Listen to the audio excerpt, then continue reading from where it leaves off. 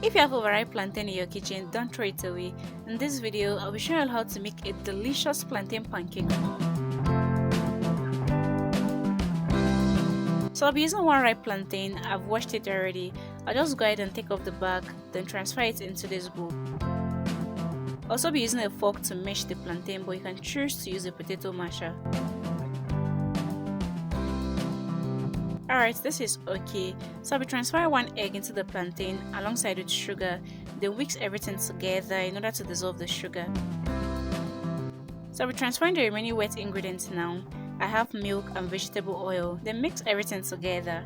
The full ingredients and measurements will also be at the description box down below, so please do ensure you check it out. So finally, I'll be transferring 1 cup of flour, baking powder, milk flavoring powder and salt, then mix everything together again.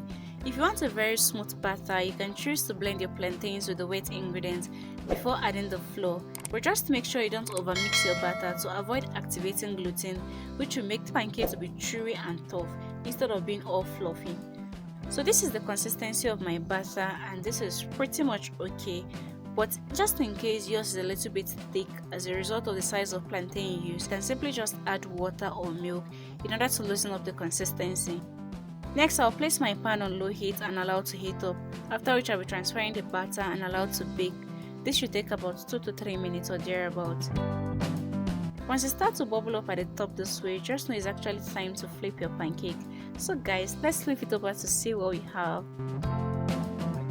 This is actually looking so delicious. So I'll be allowing it for 2 extra minutes just so the other side could brown up a little bit. Okay, this is perfect now. So I'll go ahead and repeat the same process for the remaining batter. Just remember to use a very low heat just so the pancake will have enough time to cook from the inside without getting burnt on the outside.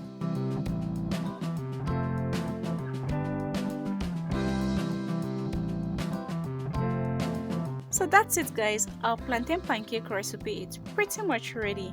Next time you have an overripe plantain in your kitchen, try and make out these recipes for yourself. Thank you very much guys for watching. Please kindly subscribe to the channel if you haven't. Like, share, and leave me a comment in the comment section. Until I come your way next time, do remember to always eat healthy and stay healthy. Bye bye!